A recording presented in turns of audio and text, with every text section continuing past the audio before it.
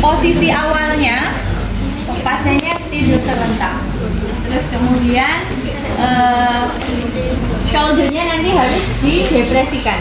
Jadi ini mirip dengan 2A ya, shouldernya didepresikan ke bawah, terus kemudian elbow atau sikunya ini ekstensi. Kemudian, nah bedanya adalah kalau kemarin kan ABD ya. Nah ini ada gerakan endorotasi, medial rotation of whole arm. Jadi endorotasi, didepresikan, ekstensi siku, endorotasi, terus kemudian pergelangan tangan dan juga tangan ini fleksi, ya seperti ini fleksi. Oke. Ya, jadi semuanya fleksi. Setelah itu ini digerakkan ABD. Oke, ini ABD. Sekali lagi ya. Kelihatan nggak sih? Balik. Kepalanya di sana. Kemudian ekstensi siku, ya. Kemudian endorotasi bahu. Setelah itu fleksi pergelangan tangan dan juga jari-jari tangan, termasuk thumbnya juga fleksi. Nah, seperti ini. Oke. Terus kemudian digerakkan ABD, dibuka. Jadi kalau nervous radial ya. Radialnya pada saat posisi dites seperti ini terus kemudian terasa ada nyeri, jadi positif radial nerve-nya mengalami cedera, gangguan atau masalah atau mengalami denervasi gitu ya. Oke, didepresi, terus kemudian digerakkan sekali lagi sikunya ekstensi, kemudian endorotasi, pergelangan tangan dan juga tangan termasuk jempol atau ibu jari ini fleksi atau ke arah ini palmar fleksi ya. Oke, seperti ini. Kemudian untuk ngetesnya ini buka. Jadi semakin dibuka nanti untuk yang positif pasti akan mengalaminya nyeri. Ini semakin dibuka. Oke. Nah, ini mobilisasinya gimana? Misal batas sakitnya ada di sini, maka kemudian ini digerakkan sebatas sakitnya. Atau mungkin belum fleksi maksimal di sini aja, ini udah terasa nyeri, maka gerakannya di sebatas ini, jangan sampai lebih jauh dari batas nyerinya. Batas nyeri yang di sini sakit ya udah berarti gerakannya sini. Oke. Nah, ini sih boyok saya lama-lama pegel karena kurang ergonomis ya. Noni. Aduh boyokin besok sih. Atau agak nunduk gini ya untuk biar vertebranya nggak sakit. Oke. Kemudian sebatas ini digerakkan. Kalau pasiennya, perhatikan ya, kalau pasiennya ini mengeluh sakit sekali pada saat digerakkan, berarti aktualitasnya itu tinggi. Berarti ibaratnya nyerinya itu sangat akut gitu ya, sakit banget. Berarti kemudian ini digerakkan dengan apa? Amplitudenya kecil saja, digerakkan seperti ini. Nanti kalau udah ditambah semakin ditekuk, jangan lupa ini jempolnya. Nah, atau biar jempolnya juga fleksi, pegang sebelah sini ya. Ini digerakkan seperti ini. Oke. Kemudian kalau sudah dibuka lagi ABD, ternyata di batas ini sakit ya. Memang sakit. Tarik nggak nih? Tarik banget. Oke. Awal nanti gerakannya ke sini, misal ternyata di sini sakit, ada itu sakit. Maka nah itu. Maka kemudian gerakannya kecil saja, relax, lemes. Nah, ini digerakkan seperti ini, tidak melebihi batas sakit. Oke. Kalau sudah mulai enteng, sudah berkurang nyerinya, maka boleh kemudian ditambah lagi melebihi batas sakitnya. Gitu ya. Begitu seterusnya. Kemudian bisa lagi ditambah. Ini untuk apa tadi? Radial ya. Oke, kalau ulnar untuk mengetes atau mengecek atau memeriksa apakah ada gangguan di saraf ulnarisnya, maka kita lakukan yang ULMT3, yaitu posisinya sama seperti ini, supine atau tidur terlentang. Setelah itu shoulder girdle-nya, bahunya harus distabilisasi. Posisinya ini begini, agak masuk, agak ke dalam, ya, ini di tengah. Kemudian stabilisasi, kalau ini kalian lihat gambarnya, ini bahunya dipegang. Jadi yang sebelumnya kan disuruh untuk depresi ya, sehingga ditahan begini. Depresi, kemudian seperti ini untuk menahan supaya bahunya nggak naik. Kalau yang ini distabilisasi, dipegang seperti ini. Terus kemudian apa? Elbownya fleksi. Setelah itu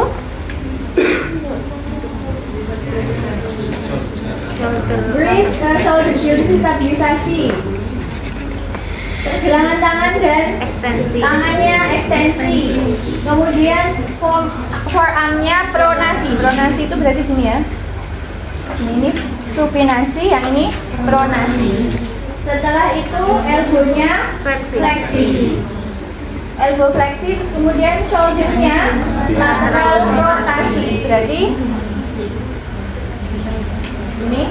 Kemudian exo dan kemudian ABD ya.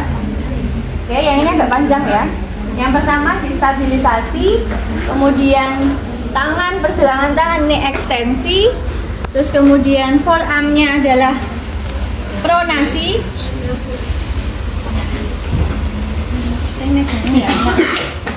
Pronasi, kemudian shouldernya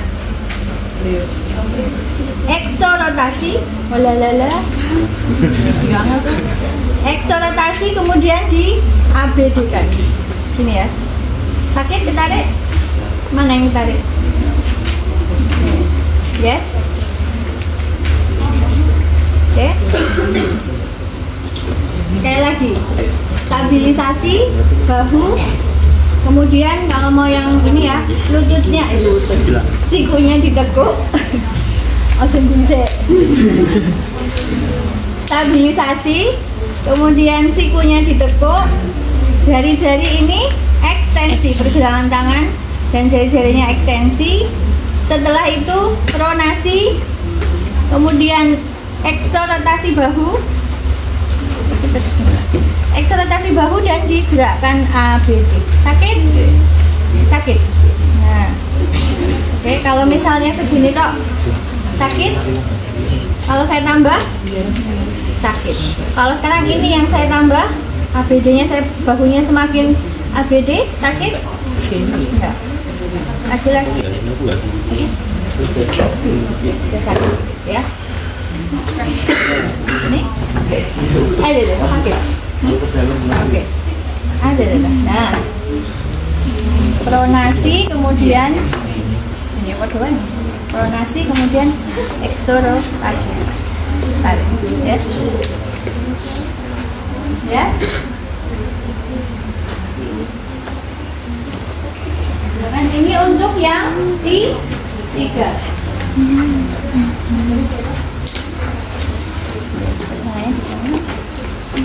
Lagi stabilisasi dipegang yang kuat.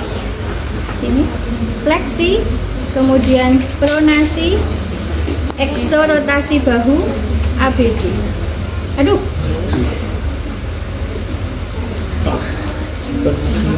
Maklum. Oke. Sakit? Tadi sakit, sekarang enggak. Ya, yang ini agak kompleks. Jadi mungkin yang bikin ini tuh karena habis pronasi, kalau saya yang serahkan habis pronasi, tapi terus kemudian di eksorotasi bahu, terus kemudian di ABD kan. Kalau ABD-nya untuk menambah ABD tetap pakailah paha, ya, pakai paha yang di sini untuk ABD. Ini ya. Nah, oke, ini kita tarik. Nah, itu ya. Jadi kalau begini ada sakit atau belum sampai batas ini udah sakit, misalnya lagi di ekso sekian ya, Ada titik sakit berarti positif. Ini adalah nyeri atau gangguan atau cedera pada apa? Saraf apa? Ulnar. Itu ya. Oke. Sampai sini. Terus kemudian yang berikut, kemudian cervicalnya fleksi, jadi nunduk begini, ya. Terus kemudian knee-nya ekstensi, ya. Spinal slam, kemudian ini semakin ditambah ya. Betul. Jadi pertama segini dulu. Kemudian boleh ini semakin ditambah. Terangnya juga ikut fleksi. Oke. Terus kemudian kalau sudah ditambah satu kaki yang kiri aja kali. Diangkat terus kemudian dorsifleksi ankle. Nah, sakit ya? Tarik enggak? Hah? Apa? Oke. Kalau begini gak ditarik. Nah, ini yang terakhir ditambah kaki satunya. Dua-duanya jadi tarik banget. Oke. Tarik banget. Terus gerakannya gimana? Nah, ini bisa kakinya yang digerakkan dorsifleksi, ya. Dorsifleksi, yuk. Dua-duanya. Dorsifleksi ankle. Oh iya betul. Fleksi plantar, fleksi ankle maksud saya. Gerakannya turun, lihat lagi. Nah, sakit? Tarik. Ya ketarik ya. Ketarik. Atau kalau enggak bisa juga relax ya. Tetap dorsifleksi, yang digerakkan adalah cervicalnya naik. Nah, oke. Berkurang nggak? Ya. Sekarang fleksi. Semakin ketarik, diangkat lagi. Nah, berkurang. Atau bisa juga ini yang kakinya yang di dorsifleksi, plantar fleksi. Sampai nyerinya itu berkurang. Nah, digerakkan gitu terus berkali-kali. Tarik. Yang mana? Yang lutut. Yang kanan ketarik, yang kiri enggak. Oh ya. Tarik kamu pakai kiri juga. Boleh. Masalah ya. Iya ini. Oke.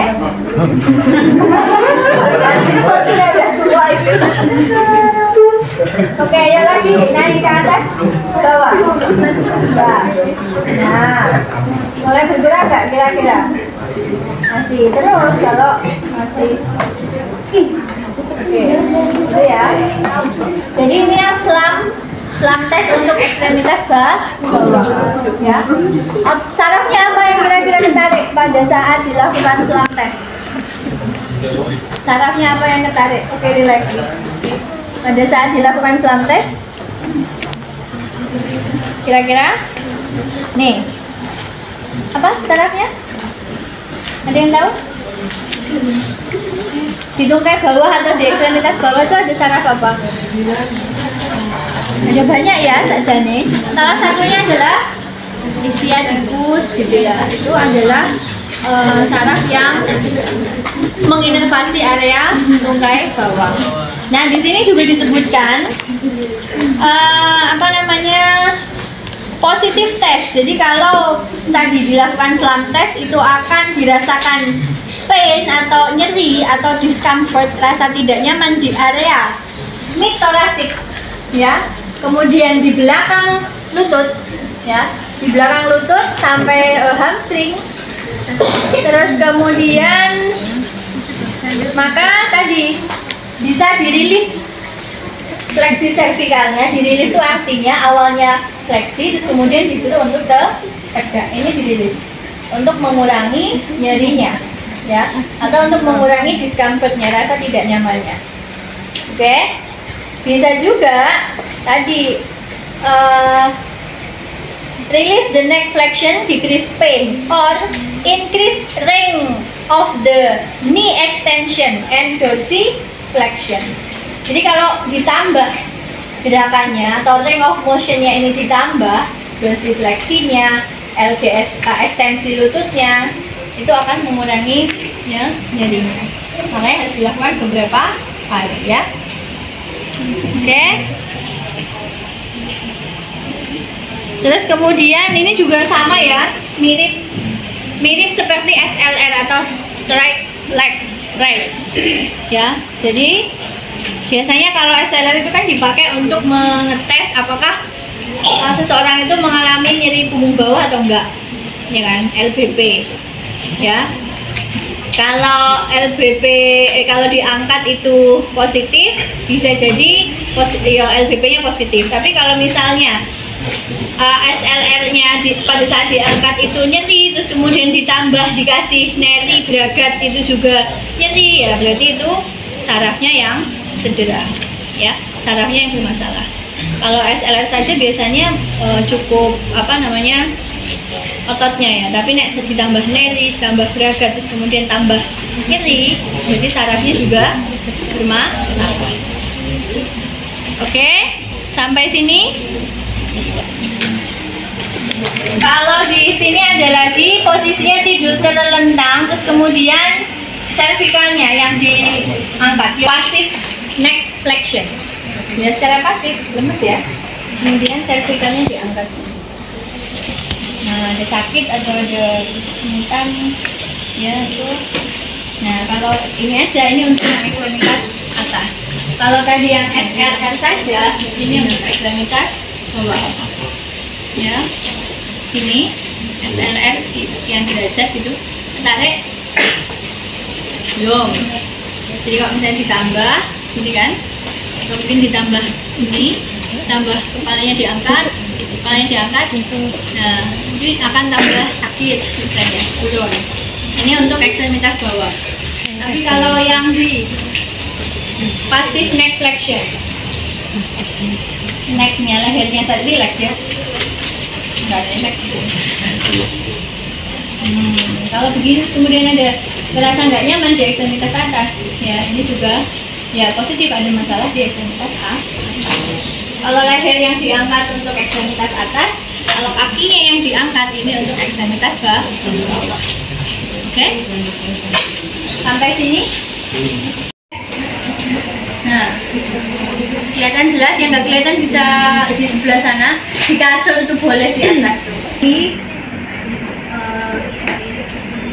Saya belum bisa meramu dari setiap sumber buku untuk dijadikan satu dalam slide gitu ya. Nah, ini yang saya tampilkan di kalian ya, yang dari bukunya. Oke, saya mau menyampaikan tentang dermatom dan myotom karena mau kasusnya apapun gitu ya, sepanjang kita memahami dan mengetahui area dermatom dan myotomnya, itu akan lebih mudah ya. Tapi kalau kita mempelajari banyak kasus dan ternyata tidak memahami dermatom myotom, menurut saya itu ya kurang optimal ya. Nah, seperti yang kalian ketahui bahwa untuk saraf tepi itu kan keluar dari ini ya, nervus spinalis ya.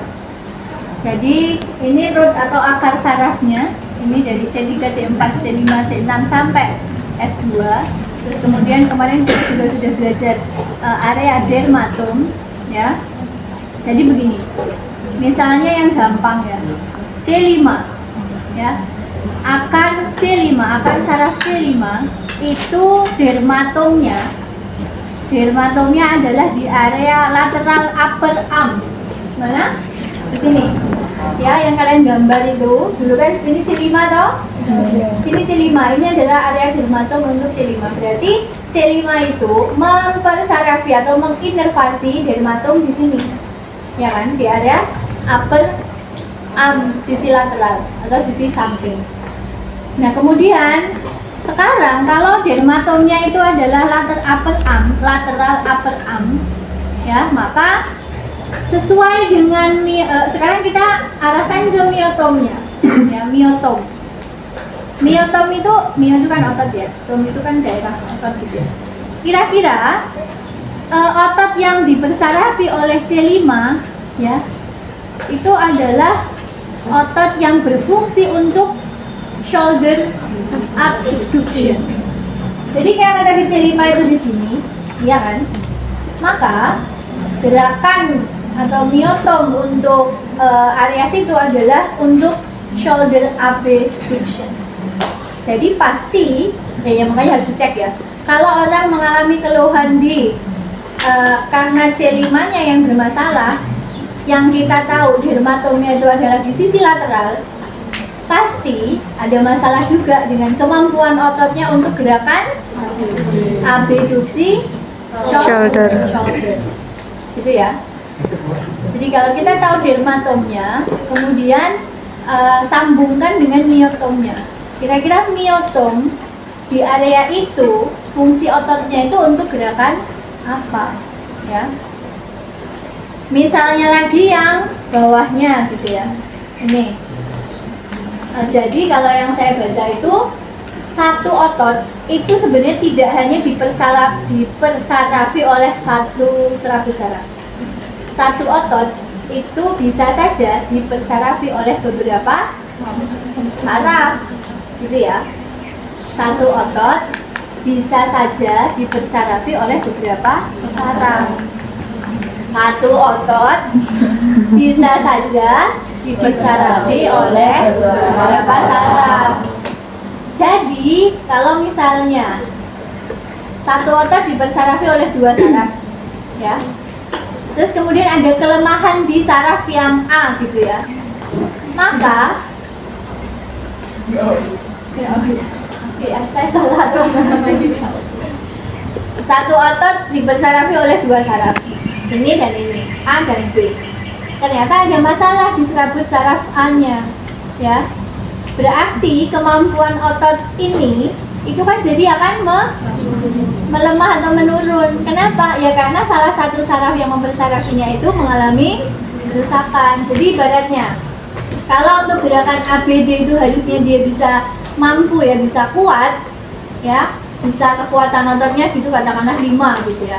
Atau dikasih kontraksi isometrik atau bukan, dikasih tahanan ya untuk dikontraksi ya, disuruh untuk kontraksi isometrik. Itu ternyata nggak kuat lama ya, baru sebentar yuk dikonversikan atau didorong tangan saya ke atas itu, baru satu detiknya sudah lemah, udah capek. Nah berarti itu mengalami penurunan fungsi otot karena ada salah satu sarafnya yang rusak atau cedera, gitu ya. Nah kalau dua-duanya ini tadi mengalami saraf yang mempersarafi otot ini bermasalah juga, maka akan tambah lemah juga fungsi akan lemah juga kemampuan ototnya untuk berkontraksi, gitu ya. Oke. Jadi untuk area dermatom dan myotom ini sebaiknya ini juga dipahami. Oke. Misalnya lagi adalah di nah yang gampang nih, L2 ya. L2 itu dermatomnya adalah middle to upper anterior thigh ya. L2 itu dermatomnya middle to upper anterior thigh, jadi paha depan area medial atau tengah sampai ke atas itu diinervasi oleh saraf atau akar saraf L2. Kemudian myotomnya adalah L2 tadi ya. Nah, ini untuk hip flexion ya. Hip fleksi. Berarti kita harus ngecek kemampuan fleksi hipnya seberapa. Mampu mengangkat hipnya fleksi atau tidak, gitu ya. Jadi kalau di sini ini kan ada banyak ya. Salah satu contoh nih, myotom test for. Jadi kalau myotom itu ngetesnya adalah sama kayak kalau cek MMT atau kekuatan otot. Oke, dikasih tahanan. Kalau ini contohnya myotom test for C3 atau saya tadi cari yang C5 ya. Nah, C5 tadi untuk abduksi shoulder. Otak kanan dan kiri boleh dilakukan seperti itu. Kalau misalnya yang bermasalah adalah saya aduk sana aja, biar tidak aduk sana. Nah, kalau yang bermasalah itu adalah sisi kiri gitu kan. Ya udah, ini saya kasih instruksi, yuk dorong tangan saya, dibuka tangannya, dorong lagi ke atas. Bisa ditahan nggak? 1, 2, 3, 4, 5. Kalau dia bisa nahan dalam waktu 5 detik minimal, minimal, maka ya udah, berarti kekuatan ini nggak ada masalah ya, myotomnya masih bagus. Tapi kalau misalnya ini ya, baru ngangkat gitu terus lemes gitu ya, coba dorong tangan saya, tahu bedanya ya. Nah berarti ini kan myotomnya bermasalah juga ya, kekuatan ototnya akhirnya akan jadi lebih lemah. Kasus-kasus yang CTS terus kemudian ya CTS gitu itu banyak yang kayak gitu. Kalau tadi di Soleta itu saya tambahkan materi tentang CTS tapi dari jurnal. Itu nanti kalian bisa buka, bisa lihat ada gambar ya tentang CTS tuh, bagian tenar sama hipotenarnya itu jadi atrofi. Oke, jadi kempes. Nah kalau udah kempes atau atrofi, berarti otomatis kemampuan otot-otot tenar hipotenar untuk berkontraksi, untuk menggerakkan ini tangan juga berkurang, gitu ya. Oke, dua ya. Nah ini myotom test untuk L2, tapi posisinya duduk. Oke, kemudian dikasih instruksi, yuk dorong tangan saya ke atas, tahan 1, 2, 3, 4, 5. Nah ini kan masih bagus, tapi kalau belum saron ya berarti mengalami kelemahan ya. Jadi kalau myotom itu ngetesnya mirip seperti MMT ya, tapi nggak perlu sampai kasih tahanan terus kemudian full LGS tuh enggak, cukup dia mampu kasih tahanan, mampu nggak mempertahankan dalam minimal 5 detik. Di sumber yang saya baca dipertahankan minimal 5 detik. Itu betul. Oke, ekstensi nih ya masih kayak gitu ya. Jadi posisinya duduk terus kemudian nih lututnya dikasih tahanannya di bawah ya. Tahanannya di bawah kayak kontraksi isometrik. Yuk dorong ke atas kakinya, tahan 1, 2, 3, 4, 5, relax. Oke.